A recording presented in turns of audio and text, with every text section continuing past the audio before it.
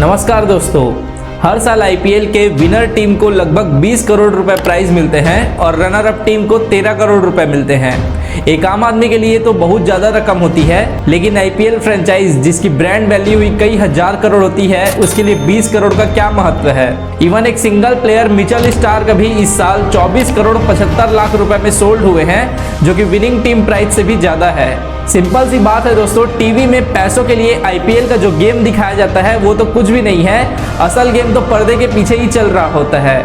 आइए आज के इस वीडियो में आईपीएल के बिजनेस मॉडल को पूरी तरह से समझने की कोशिश करते हैं।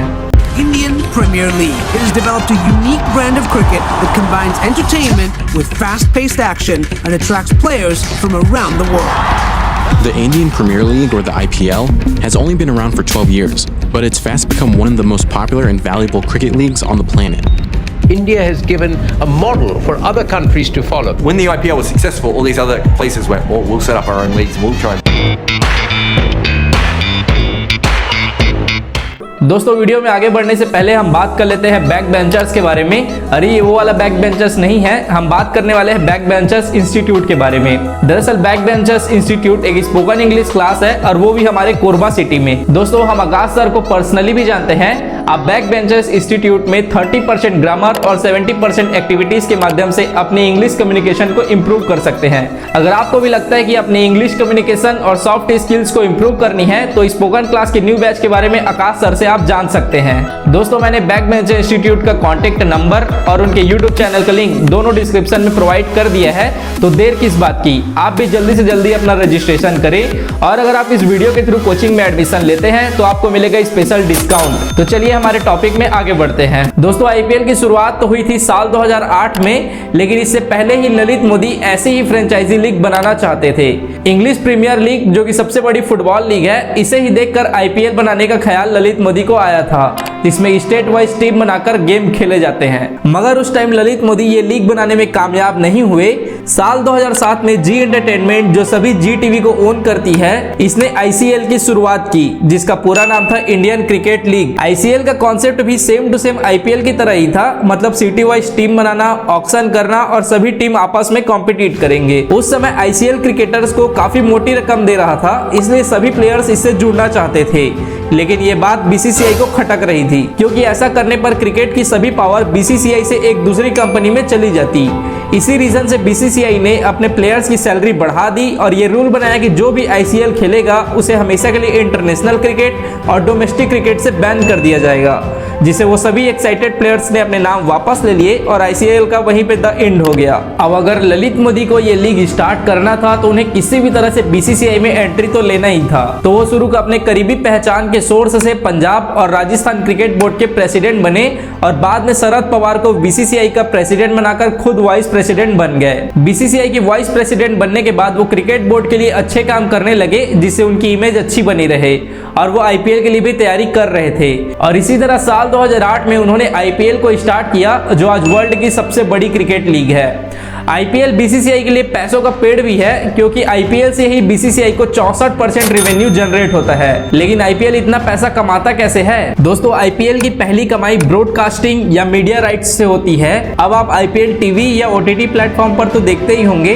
और इंडिया में क्रिकेट को लेकर कितना क्रेज है इससे भी अवेयर होंगे। ऐसे में लोग अपने काम धाम छोड़कर क्रिकेट का आनंद उठाते हैं। इससे इस चैनल की व्यूअरशिप काफी ज्यादा बढ़ जाती है, जिस पर मैच चल रहा होता है। ऐसे में हर चैनल चाहता है कि ये अधिकार सिर्फ उनके चैनल को मिले और बीसीसीआई ये अधिकार उन चैनल्स को देते हैं जो इसके लिए सबसे ज्यादा रकम चुकाते हैं। साल 2008 से 2017 तक ये राइट सोनी टीवी चैनल के पास थे। इसके लिए सोनी ने 8,200 करोड़ रुपए तक खर्च किया था। साल 2018 में स्टार स्पोर्ट्स ने इसके राइट्स खरीदे, जिसके लिए इसने बीसीसीआई को 6,350 करोड़ रुपए चुकाए थे, वो भी सिर्फ 5 सालों के लिए, जिसके वजह से उस टाइम इसे इंडियन टीवी इंडस्ट्री का सबसे महंगा डील माना गया था। फिलहाल अभी करंट में स्टार स्पोर्ट्स और जियो सिनेमा के पास इसके राइट्स हैं, जिसके लिए इन्होंने साथ में मिलकर अगले 5 सालों के लिए 48,000 करोड़ रुपए पे किए हैं। मतलब पहले 8 साल के लिए 8,200 करोड़ रुपए, नेक्स्ट 5 साल के लिए 6,400 करोड़ रुपए और अगले 5 सालों के लिए 48,000 करोड़ रुपए पे किया गया है। इससे आप आईपीएल के क्रेज का अंदाजा तो लगा ही सकते हैं। पिछले साल ही रिलायंस ने अपने ओटीटी प्लेटफॉर्म जियो सिनेमा में आईपीएल दिखाने के लिए बीसीसीआई को 23,758 करोड़ रुपए पे किए थे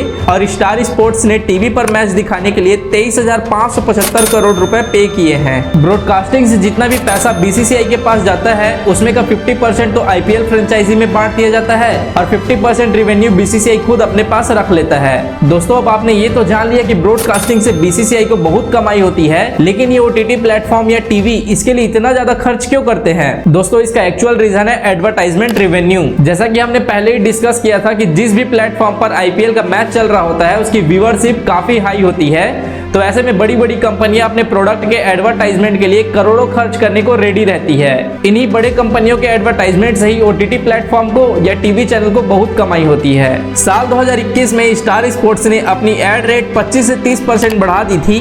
आपको जानकर ये हैरानी होगी कि सिर्फ 10 सेकंड ऐड चलाने के लिए वो 18 लाख रुपए लेते थे। और ऐसा तो है नहीं कि उस प्रोडक्ट का सिर्फ एक ही बार ऐड चलाया जाएगा, बल्कि उस कंपनी से एक मुश्त राशि लेकर उसे कैलकुलेट करके उतने बार ऐड चलाया जाता था। दोस्तों आप इसी से अंदाजा लगा सकते हो कि उस चैनल की कितनी ज्यादा कमाई होती होगी।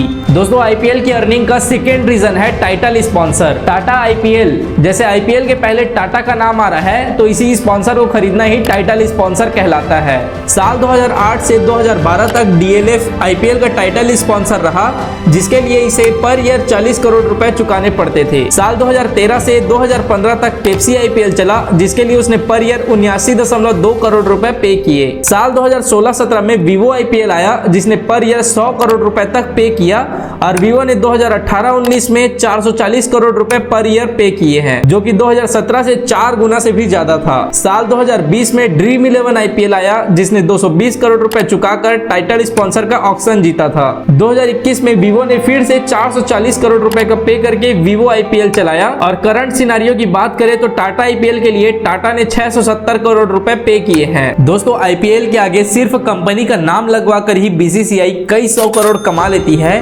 टाइटल स्पॉन्सर के अलावा BCCI umpire partner, official partner, digital streaming partner, strategic time out partner जैसे कई सारे मेथड से पैसे कमाता है। दोस्तों ब्रॉडकास्टिंग की तरह ही बीसीसीआई को स्पॉन्सर से जितने भी पैसे आते हैं उसमें का 50% रिवेन्यू आईपीएल फ्रेंचाइजी को बांट दिया जाता है। लेकिन बीसीसीआई के रिवेन्यू शेयर करने के अलावा आईपीएल फ्रेंचाइजी और किन मेथड से पैसे कमाती है? तो दोस्तों आपको बता दूं कि जिस तरह आईपीएल टाइटल स्पॉन्सर से पैसे कमाती है, उसी तरह हर टीम अपने अपने जर्सी पर लोगो लगवाकर उस कंपनी से पैसे कमाती है। आपने प्लेयर्स की टी शर्ट, पैंट या कैप पर बहुत सारी कंपनी के लोगो तो देखे होंगे।